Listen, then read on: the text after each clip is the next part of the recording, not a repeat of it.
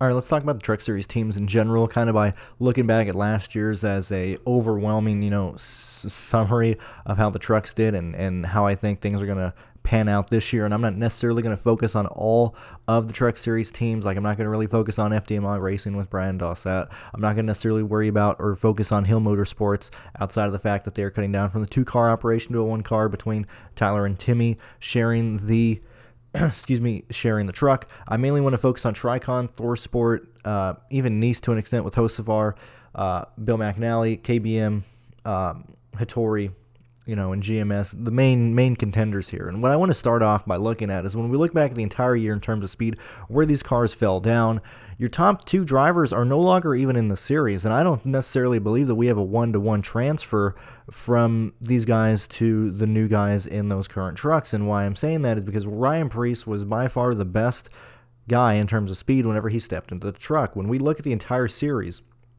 and all 81 drivers that took laps in the Truck Series last year, number 1 across the board was Ryan Pearce, okay? And that's even including some of the more, the worst performances or the poor performances, like his Darlington run earlier in the year, or his, his Las Vegas race right off the bat, where he necessarily wasn't the best car in those races. And then you include the races where he was the best, Charlotte, Nashville, near the best at Kansas too, near the best at Texas earlier in the year, okay? So right off the bat, Ryan Pearce was the best car. We don't have to worry about that. We don't have to worry. I don't see anybody in Tricon being a 1-to-1 ratio or a 1-to-1 transfer between what Ryan Pearce has and the skill he has. Because, look, Dean Thompson isn't going to come in and be that. Corey Heim is not going to come in here and be that. We can argue that Corey Heim will probably be the better of the cars from Tricon. Okay, but Tanner Gray isn't going to show up and run the exact same speed as Ryan Pearce did. Taylor Gray isn't going to run the exact same speed as Ryan Pearce did. And so we are losing, the guy who was the best last year. Okay, continuing on, the second best car the second best driver in the series, most consistently, best in terms of speed, best in terms of just being there each and every week, is also no longer in the field. Chandler Smith is moving on to the Xfinity Series. He'll be driving the 16 for Colleague. And so we are losing the top 2 best cars in terms of speed, in terms of week in and week out performances between Ryan Pearce and Chandler Smith. Okay, next we have Zane Smith from last year, and I find it very difficult, very hard to believe that Zane Smith doesn't have, at least to start the year off, okay, doesn't have the best car, the best equipment, the best, off the trailer speed in the current Truck Series, okay? And the reason I'm saying that is because we are also losing John Nemechek, and so 3 of the top 4 drivers last year in terms of speed, 3 of the top 4 teams, and I say teams because I fully believe for the Truck Series, the driver is really the performance booster for the teams at this point. So I find it difficult to believe that Zane Smith isn't the best car week in and week out for the Truck Series right off the bat. Nothing's changing for that.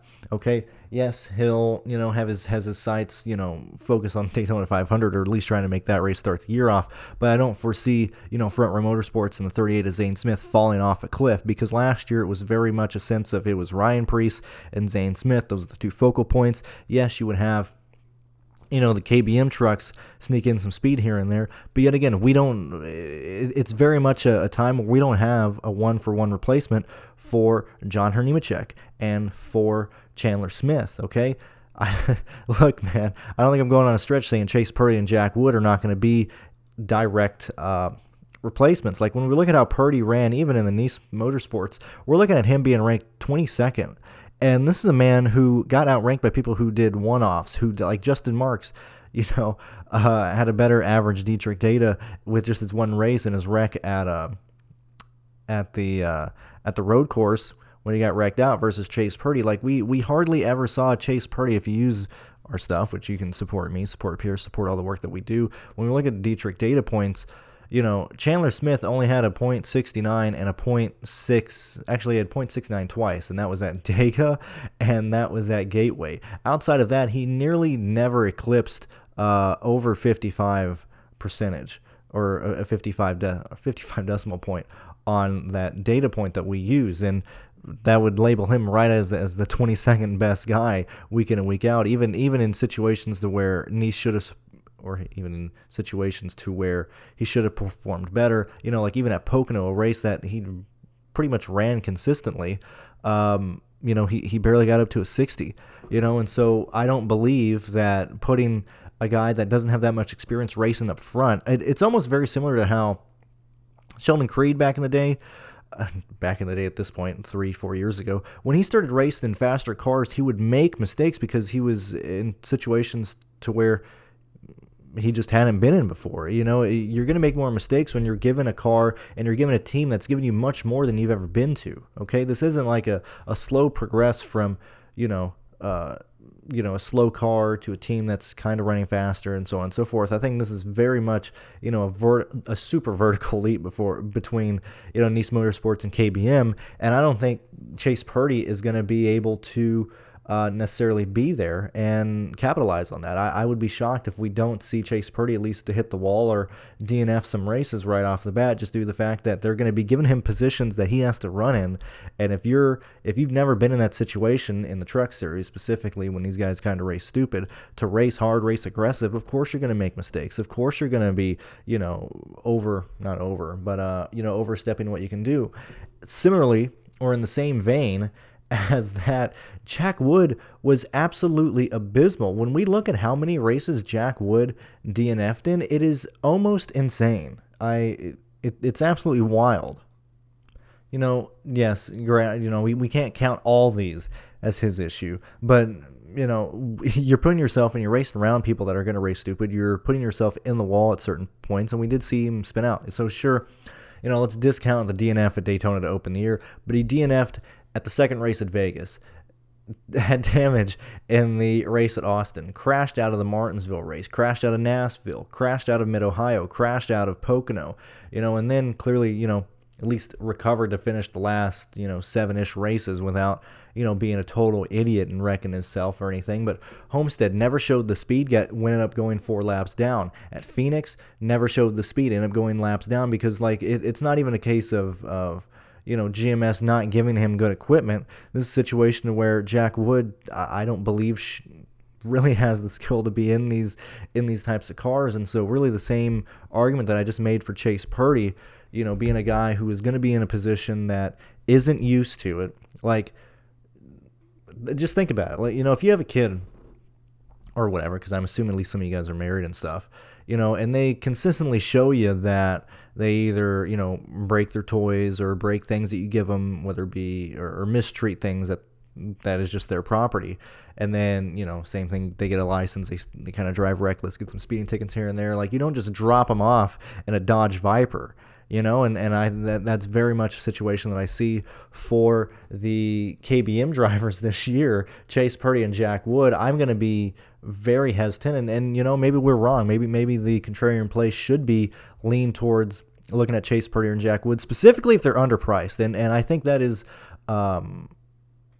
something we should think of post Daytona, is if we see Chase Purdy and if we see Jack Wood severely mispriced for the opportunity that they're going to have at KBM, and I'm talking $8,000, okay? So yes, Chase Purdy, Jack Wood, guys going to be making mistakes, but if we got a KBM guy, if we got KBM teams, pit crew, data points, and confirmed good cars, for $8,000, are you kidding me? That's a situation where you can, when we can, argue to look at that type of stuff or look at these drivers. But for the most part, I certainly don't see KBM, being competitive against Zane Smith. It kind of all goes back to why I believe Zane Smith is probably going to be the best guy there, or best guy in this race. When we look at GMS Racing, Enfinger, Daniel Dye, Raja Caruth.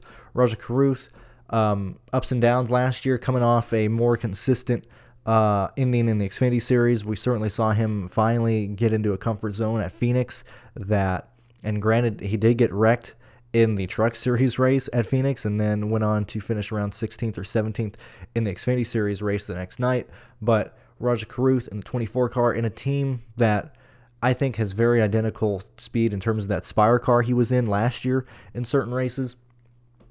Roger Crude's certainly not going to compete for wins, in my opinion, but certainly going to be a guy that I foresee us, paying right around like $8,900 to probably $8,400 each week, if not a little bit lower than that. Grant Enfinger, we know what we have from Enfinger. When we look at how Enfinger ran for the year, he comes in right as the 10th best car last year, and so when we remove, yet again, Pearce, Smith, John Nemechek, this situation where Enfinger will probably bump up to being consistently run around 8th to 7th week in and week out, in my opinion. We really haven't seen this in terms of Xfinity, or in terms of Truck Series. We kind of saw it a few years ago in Xfinity when the big three moved on, and that was Briscoe, Cole Custer, I can't remember the other fella, right? Oh, Christopher Bell, when they moved up from Xfinity and left substantial gaps in the rankings of, how the cars were and how fast they were. Enfinger will probably end up running, or at least being a guy who can run 8th, 7th, and 9th more consistently, instead of him running, right around 10th, 11th, and 12th most weekends. Now, there are situations to where we did see Enfinger run specifically where he ran well, specifically at the road courses. I think that is where we see the biggest discrepancy between Front Row and even KBM. I think that's where GMS is probably the best and where we want to target him, specifically when we look at the roster for this year. Like Roger Caruth, as I just said, ran well later towards the year, ran specifically well in the Xfinity Series race at Phoenix, which I think leans more into the late model stuff that Roger Caruth is used to. We saw Enfinger have more speed at the short tracks this year, specifically IRP and even Richmond. Okay, and so lean into GMS. We'll probably want to start looking, or at least considering them more at the short tracks. Okay, Daniel Dye, at least in my opinion, very much up in the air. We'll see what happens there. Might end up being a Jack Wood, might end up being, somebody that we kind of just forget, kind of like a Tyler Ankrum or something like that. When we start moving down with Stuart Friesen, now we haven't had any real news about Lane Riggs. He is going to be running some ARCA races this year. I assume that he'll probably end up hopping back in the 62 for Stuart Friesen, mainly due to the fact that Stuart Friesen's team had quite a lot of experience last year finally running two cars. Like, yes, he would always bring Jessica Friesen to the dirt tracks, but the fact that Todd Bodine at least gave the team, in my opinion, some practice, and we saw some decent, in terms of speed, between a team that normally just ran one car. The fact that we did see Todd Bodine, and I think he was pretty much holding that car back, specifically whenever Lane Riggs would hop into that car, specifically at the short tracks, we would see a lot of speed from that. And so if Lane Riggs ends up hopping back into the Stuart Friesen car, I think we can see a very much identical performance from each of these guys in this. And so Stuart Friesen was the 8th best car last year in terms of every track, just being compiled together.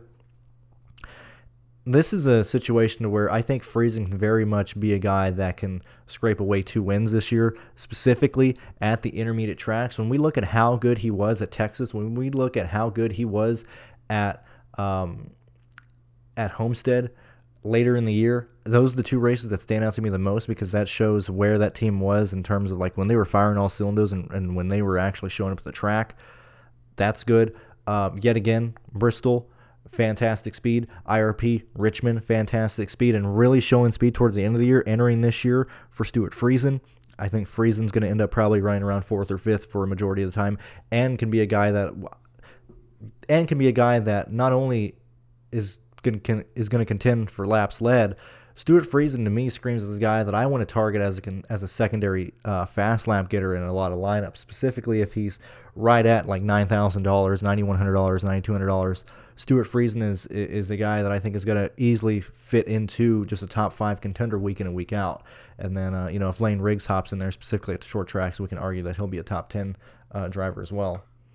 When we move on and we look at Hattori, it really is a shame that we went from Brett Moffitt winning that championship to Austin Hill being there and then being poached by RCR and not really being able to do anything. I know I mentioned Tyler Ankrum more so in a sense of like years ago when he raced GMS and not Hattori. But it's going to be very, very difficult for me to see Tyler Ankrum improve at all. Like, yes, he's going to default moving from the 16th best driver or the 15th best driver last year to probably around 13th or 12th, but I don't see a gigantic jump in what this guy can do. Maybe at the road courses. Oddly enough, he ran one of his better tracks at Sonoma last year, And the race, well, that's a super speedway at Talladega. His best race was Sonoma. In terms of races that matter, it's even difficult when we look through here. Let me look. Pocono. Man, it really is. In terms of speed, in terms of where he's ranked, Pocono was Tyler Ankram's best track last year. Outside of that, he really did de facto, and we can see this by his finishing positions. Let me go ahead and get this up in terms of finishing positions here. Let me do that real fast. Ankram really was just the fringe, top 15 finisher that would squeeze into the top 10 in situations where people would wreck and stuff. And it was a situation where it was very rare that Tyler Ankram could really pay off his salary. And this is in a sense of like barely hitting value when you need to finish, top 8, top 7, and you're finishing right at 10th, 11th. Like a lot of people we end up overpaying for you. Like let's just quickly blow through all his finishes this year, going from Daytona to Phoenix. Okay, 28th, 17th, 11th, 7th, 10th, 31st, 9th, 16th, 33rd, 20th, 13th, 9, 9, 7, 21, 16, 6, 13, 14, 11, 10, 11, 14. That's what Tyler Ankram is. Okay, even in a sense where we're losing guys up front, and we're losing guys that would be finishing in front of him. There's enough new guys and enough new teams, enough new equipment coming in that I think Tyler Ankram doesn't necessarily get a bump or start finishing better than what he was doing last year. So the fact that Tyler Ankram's there, the fact that we haven't necessarily announced who's going to be running, a secondary car here and there for Torrey, I'm very concerned about Tyler Ankram, and I don't foresee myself really chasing him. I didn't play him really any last year outside of situations where he offered us place differential, but in terms of speed week in and week out, I don't see Tyler Ankram doing much. I've mentioned KBM, and I think Chase Purdy, Jack Wood are very much up in the air right now. I think that's going to be a really painful year for KBM, not necessarily because I don't think they're going to be competing for wins, but just due to the fact that I think they're going to end up tearing up a lot of equipment, and a lot of good equipment. We need to remember that, okay? Yes, there's times where Nemechek would get in the wall or blow tires or run into issues and things like that. I think I want to say Las Vegas was one of those races. Nashville, I can't really remember off the top of my head right now, but we didn't tear trucks up, okay? When we look at how Chase Purdy runs, when we look at how Jack Wood runs, I think we're really not paying attention to the fact that if these guys destroy like 2 major chassis right off the bat in the year, the whole team is behind the 8 ball. Okay, KBM has been used to taking fast cars, learning about them, improving them, moving on to other intermediate tracks. Okay, the fact that I think they're going to spend a good portion of that time taking good cars to tracks and then having them destroyed by guys, getting in the wall and stuff, I think that is seriously going to hurt KBM. And so, like I said, for the most part, unless these guys are like not $8,000 or like very, very low 9s, I'm going to be very hesitant on going to those KBM guys. I love that Christian Eckes is taking over the 19 from Derek Kraus. So Derek Kraus, last year before, I always said that he was incredibly risky because he didn't know what he was doing. Oh, wow. It's almost like we have the same discussion for nearly every type of driver in a sense of what Chase Purdy and Jack Wood are going to run into this year. But Derek Kraus would have speed and then just do dumb stuff late in the race, okay? There's multiple times last year that we saw him run good, run fast, and then, get himself put in the wall, get himself taken out. Like when we look at this and we look at races that he ran well and probably just didn't finish well in, we'll look at the first Las Vegas race. We will look at the the first Kansas race. We'll look at Gateway. We will look at, where are we at? We'll look at Pocono and even the Bristol race. But when we look at results and we see the amount of DNFs that Derek Kraus would run into, Las Vegas had a stupid fast car early in the year, finished 25th. Okay, I believe Kansas was one of those. Kansas didn't run into an issue, finished 8th. Texas got wrecked at Sonoma. Pocono finished 9th. 21st at Kansas due to a late race incident. I'm pretty sure that was a race where he was ran up front and then some cautions either cut his tire down, got in a wreck. I have to look back at that Kansas 2 race for Derek Kraus. But it's wild in terms of the glimpses of speed of what that car could do, but Derek Kraus was severely holding that team back and holding back what that team could do. The fact that we have somebody who I think has a much better understanding of how to not tear up equipment, that's Christian Eckes, which we saw last year, at least for me. There'd be races to where, for ThorSport, he would kind of just show up and be consistent and be the more consistent guy outside of all the ThorSport cars, you know? In terms of Crafton, Rhodes, even Ty Majeski, Christian Eckes was always up there. I would honestly put the 19 car identically, if not slightly faster than the ThorSport team. And just looking at Derek Kraus severely holding that back. And so Christian Eckes is a guy that I actually want to be incredibly bullish on to start the year off, because I think he can actually carry that up there. Regardless of what they do in the 35 car, if Garcia is going to be in that here and there, I actually really, really like Eckes moving over to the 19 car and getting, primary support instead of, having effort diverge between, the four ThorSport teams. I think that was one thing that was really holding them back. And I think that was one thing that really held Majeski back from winning the championship and held Christian Eckes back from winning more, because you were just kind of wasting efforts on the four teams between Kraft and Rhodes and everybody else there. I think Eckes is going to show incredible improvement. Hocevar really fell off a cliff at the end of last year. I don't know if it was depression. I don't know if it was because people finally started calling him out on a lot of his bullshit. But Hocevar, just take a gander at these finishes real fast. A guy who finished second multiple times last year early in the year and had speed. He had a second place at the Bristol dirt race. He had a second place at Darlington. He had a third place at Nashville, a third place at Mid-Ohio, fifth at Pocono, second at Kansas 2. And he would have won that Kansas 2 race if he didn't get run down in the closing laps of that race. But when we look back at it, was really ever since IRP we saw a huge drop in what he could do. Like when we look at Kansas 2 and him nearly winning that race, that was all strategy. He didn't have the speed. He was staying out, hoping that he could outrun everybody else for the win, and that was the race that Nemechek ended up passing him and winning late in that race. But outside of that, ever since his mistake at dumping, was it Kraus, Garcia? I don't remember who he dumped at IRP. But ever since that happened, he went silent on Twitter. He wasn't interacting as much. His fun hat man type of persona really, really dwindled. Like Hocevar was shook. And even when you look back at what he did at Charlotte, when he put Pearce in the wall and yet again pissed away another event that he probably would have finished third or fourth at, between Charlotte, IRP, that really weighed on Hocevar, and we saw a continuous decline in what that car could do, specifically at races to where he probably should have performed well at. Like Homestead, he should have ran better and finished better than 12th. Phoenix finishing 10th in that race late in the year. Just when we break it down in terms of finishing position, Hocevar would end up being the 19th best guy in terms of the Dietrich data. Hocevar was 11th. But he just should have been way higher. The fact that Nice is still planning on running multiple cars and splitting time or splitting attention to different teams, I think that's going to hinder Hocevar quite a lot. I think if Nice really went down to just one team, focused on Hocevar would probably perform better. Plus, the funding for Nice is completely split. It's looking really, really rough.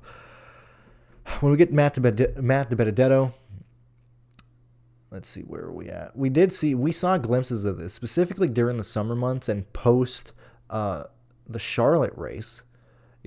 Ran well at Charlotte. Gateway, Sonoma ran well. Pocono ran well late in the year. Had decent speed at the what track is this? What am I looking at? Let me go to results real fast. DiBenedetto, where you at, buddy boy? Oh, that's why everything was so green. I forgot he won at Talladega. I was like, why? I don't remember him winning a race. He won Talladega. The intermediates to start the year off and continuing throughout the year were the places that we wanted to see him at. Like 7th at Las Vegas right off the bat. Kansas won, finished 7th. Charlotte, I believe he got in an accident late in that race, or was an accident. I think it was when Hocevar Walls Preece. I think that situation where DiBenedetto was either in a lane or something. He didn't get involved in the wreck, but he had to check up greatly, and he ends up finishing 17th there. Yet again, we'll go back, read the notes when we approach Texas this year and things like that. But I distinctly remember he had better speed than finishing 7th at Charlotte. Pocono, I think a track that displays a lot of what teams have in terms of speed and stuff. 12th at Pocono, 11th at IRP. Like, this is a guy.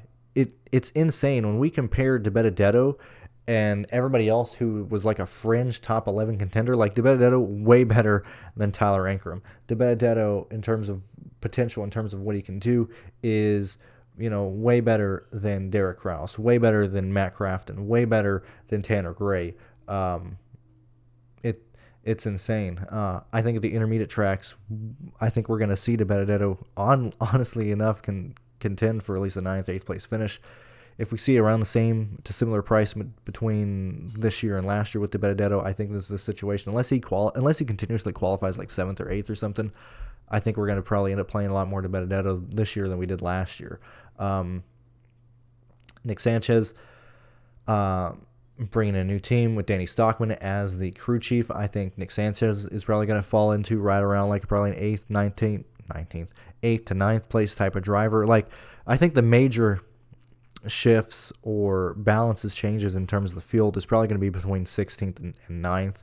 I think that's where a majority of it is going to be because, as I said, I think Zane Smith is going to hold that helm. I think KBM kind of falls out of the top 5 contention, and they kind of start mixing up in the teens, maybe 8th and 9th and stuff like that. But Ty Majeski, Matt Crafton, Ben Rhodes, I think Majeski's probably the better of these cars. The fact that we have Haley Deegan coming to ThorSport, I know we've seen articles and people talking about, oh man, it's time for Haley Deegan to finally get there. Oh man, Haley Deegan just hasn't really showed anything. But look, last year, pretty terrible luck for Haley Deegan. Okay, let's look through real fast. Okay, when we look at how Haley Deegan finished these races, she could not finish a race to save her life last year to start the year off. It was absolutely insane. Let me bring this up. Haley Deegan, this is how bad it was in terms of average finish out of the Truck Series field. She's ranked 52nd. Okay, when we look at the real rating for her, Haley Deegan is ranked 33rd as a full-time team. It was absolutely insane. Okay, so when we look at her finishes, yeah, she finished 17th at Daytona, got involved in a wreck at Las Vegas, finished 34th. Her truck catches on fire at Atlanta, finishes 36th. Coda, involved in a wreck, finishes 34th. And so that's 3 of the first 4 races that she doesn't finish a race. Okay, Martinsville finishes 19th. Bristol Dirt finishes 18th. I think that's what we should have expected in her second season. Okay, Darlington gets involved in another wreck, gets damaged in this race, finishes 27th. And then it's 17th and 17th at Texas. So we're seeing consistent speed in those teens. Between 19th and 17th, we get a yellow here, we get some pit road call, we get a little bit more experience, she'll move up. Yet again, Charlotte gets involved in a wreck, finishes 27th. Gateway finishes 15th, involved in a wreck at Sonoma. Knoxville finishes 15th. When we look at Nashville, finishes 28th, gets damaged, doesn't run well in that race. Mid-Ohio finishes 10th. Pocono gets involved in yet another wreck, finishes 33rd. IRP, short track, leans into what she was, an IRP very, very similar to the K&N West types of tracks that she was racing in where she got those wins at. I understand it's a smaller field. I understand the competition is pretty lame, but Haley Deegan, 13th at IRP, okay? 26th at Richmond, 22nd at Kansas 2, 14th at Bristol, 6th at Dega, which, that's Dega, 17th at Homestead. Like, you want to talk about consistent? Like, the fact that she goes to Homestead, the fact that she goes to Kansas, the fact that she goes to Nashville, the fact that she goes to Texas, Kansas, and practically has the exact same speed, right around 17th, right around 18th fastest, right around, like, in that situation. The fact that she is, in my opinion, going to get more support at ThorSport, I think that can move her up from, at least DNF and be somebody that we saw right around the 6K I think she was right around like high 6K, maybe low 7K at times if she offered a ton of place differential or if we expected her to be place differential play. But I think Hailie Deegan is going to improve on at least that type of speed because, like, seriously, when we look at this stuff, it's absolutely abysmal. In terms of cars that ran full time, she is 1, 2, 3, 4, 5, 6, 7, 8th. She is the 8th worst driver on real rating in terms of everybody who ran a full schedule. It is insane how bad that was, and it wasn't her fault. Like, most of those wrecks were not her fault. Okay, it's crazy, man. It's absolutely crazy. That's not. I'm not making excuses. You gotta not put yourself in those positions to be around people who are gonna wreck you. I think going to ThorSport is gonna be a huge help in that, and not being involved in stupid stuff like that. Tricon's the last big. I don't really get this at all. I think DGR was running just fine, and they showed. If you had competent drivers with Ryan Pearce, he was the best guy. If Ryan Pearce ran full-time last year, it would have been him and Zane Smith head-to-head between nearly every track. But the fact that we're going to Tricon, it's so weird that Dean Thompson's going from Nice to this, which I think is he's just another Tanner Gray, Taylor Gray light type of driver. I think that's like a super, super weird transfer. Tanner Gray, Taylor Gray, we've seen what they have. Corey Heim is the one guy that I'm interested in.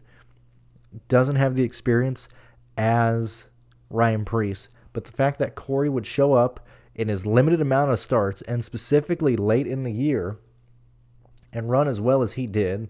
Let's take a gander at his finishes real fast. And you got to remember that he did not start the year in this because Kyle Busch was in the car for some of these races. So he races and gets wrecked at Daytona. He wins Atlanta, doesn't run the next 3 races, gets involved in a wreck at Bristol Dirt, gets involved in a wreck at, Kansas 1, when he was running with pretty decent speed, finishes 7th at Texas, wins Gateway, doesn't run the next 2 races, gets wrecked at Nashville, gets involved in an incident that leads him to a 26th place finish at Mid-Ohio. Pocono finishes 4th. IRP finishes 5th. Richmond finishes 5th. Kansas 2 finishes 7th.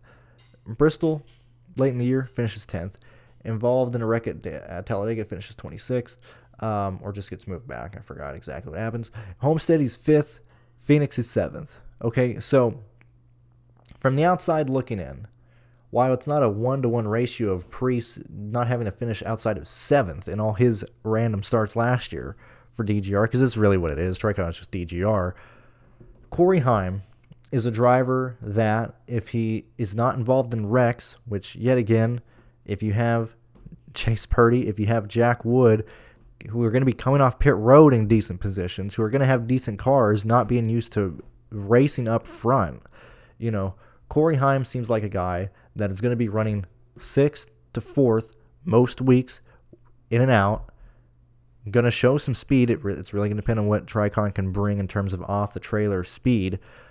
But Corey Heim can be a guy that can probably run behind Zane Smith and get fast laps in these races.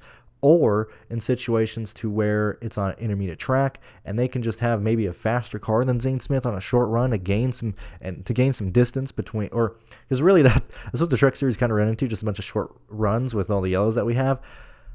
If Corey Heim can honestly get a short run car together for intermediate tracks for at least 15 laps, be the faster car for 15 laps, I think he can contend with Zane Smith. So when we're reviewing the Truck Series, my 2 biggest, interests are Corey Heim, probably 3. My biggest interests are Corey Heim in the 11, the Christian Eckes move to the 19 car, and Zane Smith in the 38. I think those are the 3 guys that we want to focus on. I believe that we're going to have all 3 of those guys running top 6 speeds. Clearly Zane Smith, but I think we're going to see Eckes in the top 6. I think we're going to see Corey Heim in the top 6. And then clearly, we have like Ty Majeski. We have, Park Clerkman, who's going to be running some races here and there. Daniel Dye at GMS, kind of an unknown entity, at least in my opinion. I'm not exactly sure what GMS is going to give him because GMS could very easily just turn him into a Jack Wood especially if Raja Karuth like just ends up riding around like 15th to 14th each and every week. Grant Enfinger would show some speed here and there, but I don't really have a true lean on what I expect out of Daniel Dye. And Friesen, I think Friesen will be a top 5 contender week in and week out. And at least that's kind of where I'm at. I'm very interested to see how this plays off with like just like the whole field is necessarily going to be like you have 4 Thor Sport trucks. You have a potential of a 5th Tricon truck. That, like, dude, that is insane. You have 2 KBM cars that won't be competing for necessarily the win anymore, but they're going to be there. That I mean that's 10 cars right there that I maybe see like 1 or 2 competing for actual wins. All these other guys kind of falling into the teens and ninths, or not, teens, 9th, 8th place, somewhere around there. Stuart Friesen gang, like this has a really this has the potential to just be like the same 4 guys week in and week out up front for the Truck Series right now. And that's not including, different guys who might show up and stuff. But, even then, all the other teams like Young Motorsports, Jordan Anderson, Spire. I guess if Spire shows up, they'll run pretty decent and stuff, especially if they get Lepton or Hill or whoever else in that car. But all these other teams like, G2G, the other Nice cars, On Point, Young Motorsports, like none of these guys are going to be really moving up from where they were. They're going to be pretty much identical plays. On Point, I haven't seen anything from them at all. I think if On Point can get Caden in that truck more and give him more experience, we could probably see Caden Honeycutt honestly probably start moving towards, around a 17th to a 13th consistently running car. But that's really my main takeaway. I think the Truck Series is kind of going to be possibly boring to watch, at least for the lead. I think we're gonna have just a ton of wrecks this year in the Truck Series. Like there's so many guys who are gonna have fast cars who have never really been in a position to have a car that fast or have speed that fast. Like